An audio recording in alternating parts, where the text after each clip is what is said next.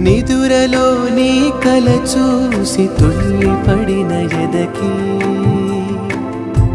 ఏ క్షణం ఎదురవుతావో జోల పాటవై